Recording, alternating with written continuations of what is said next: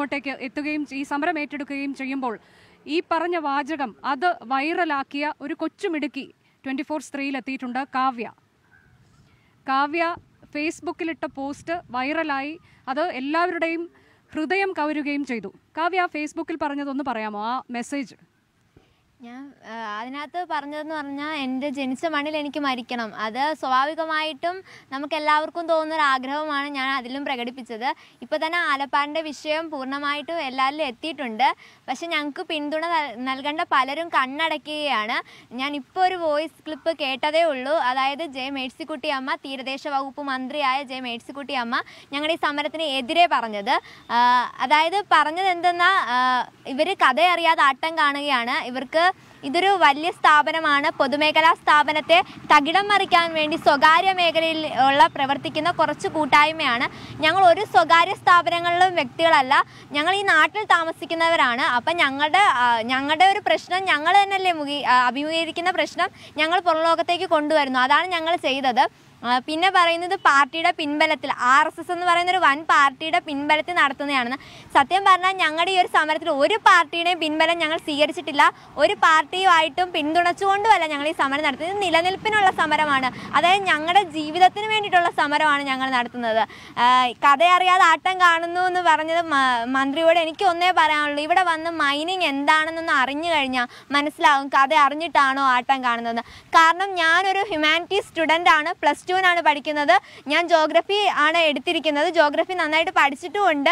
അതുകൊണ്ട് തന്നെ മൈനിങ് എന്താണെന്ന് ഏകദേശ ധാരണ എനിക്കുണ്ട്. ഒരു വർഷത്തോളം ഇപ്പോൾ ജോഗ്രഫി പഠിച്ചു കഴിഞ്ഞു.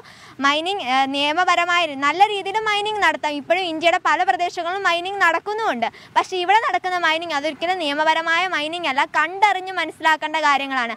സമരം ഇന്ന് നിരാഹാര സമരം തുടങ്ങിയിട്ട് 71ാമത്തെ ദിവസമാണ്. ഇതുവരെ ഏത് മന്ത്രി ഇവിടെ വന്നു സന്ദർശിക്കാൻ? ആര് വന്നു ഞങ്ങളുടെ പ്രശ്നം പരിഹരിക്കാൻ?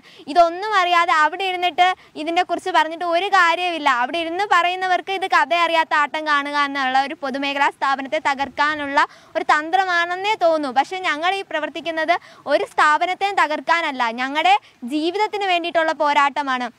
എൻ്റെ അച്ഛനും മത്സ്യത്തൊഴിലാളിയാണ്. ഈ കടൽ കൊണ്ട് തന്നെയാണ് ഞങ്ങളും ജീവിക്കുന്നത്. ഈ മൈനിങ് മൂലം കടലിലെ മത്സ്യസമ്പത്ത് തന്നെ ഇല്ലാതായിക്കൊണ്ടിരിക്കുകയാണ്. അപ്പോൾ ഞങ്ങളുടെ വീട്ടിലെ അവസ്ഥ എന്താണെന്ന്, അച്ഛൻ മാത്രമാണ് ജോലിക്ക് പോകുന്നത്.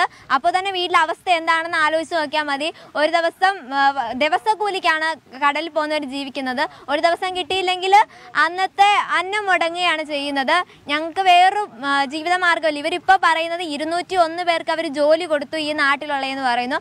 ഈ 201 പേരുടെ ജോലി ഞങ്ങൾ നോക്കുമ്പോൾ 20,000-ൽ പരം ആളുകളുടെ ജോലിയും ജീവനുമാണ് ഇല്ലാതാകുന്നത്. കുറച്ച് ജനങ്ങൾ ഇനിയും ബാക്കിയുണ്ട് കടലെടുത്ത് പോകാനായിട്ടുള്ളത്. അതായത് ഈ കൊടിവെച്ച കാറിൽ അങ്ങോട്ടും ഇങ്ങോട്ടും പായുന്ന ഒരു മന്ത്രിമാർക്കും ഞങ്ങളുടെ വിഷമം എന്താണെന്ന് തിരിച്ചറിയാൻ കഴിയില്ല. അതെന്ന് പറയുന്നത് അവരുടെ സ്വാർത്ഥ താല്പര്യങ്ങൾക്ക് വേണ്ടി പ്രതികരിക്കുമ്പോൾ, അതിനു വേണ്ടി ജീവിക്കുമ്പോൾ കുറച്ച് മനുഷ്യ ജീവിതങ്ങൾ ഇവിടെ ബാക്കിയുണ്ട്. ഞങ്ങൾ ആരുടെയും രാഷ്ട്രീയ പിന്തുണയോ ഒന്നും സ്വീകരിച്ചിട്ടല്ല പ്രവർത്തിക്കുന്നത്. ഞങ്ങളുടെ നിലനിൽപ്പിന് വേണ്ടിയിട്ടുള്ള സമരമാണ്. ഇന്ത്യൻ ഭരണഘടനയിൽ ജീവിക്കാനുള്ള അവകാശം എല്ലാ ജനങ്ങൾക്കും നൽകുന്നുണ്ട്. ഞങ്ങളുടെ അവകാശമാണ് ഞങ്ങൾ ചോദിക്കുന്നത്, ആരുടെ ഔദാര്യമല്ല ചോദിക്കുന്നത്. ജനിച്ച മണ്ണിലാണ് കൃത്യമായി ഭരണകൂടത്തോടുള്ള മറുപടി എന്ന രീതിയിൽ തന്നെയാണ് കാവ്യ അത് പറഞ്ഞിരിക്കുന്നത്. ഇപ്പോൾ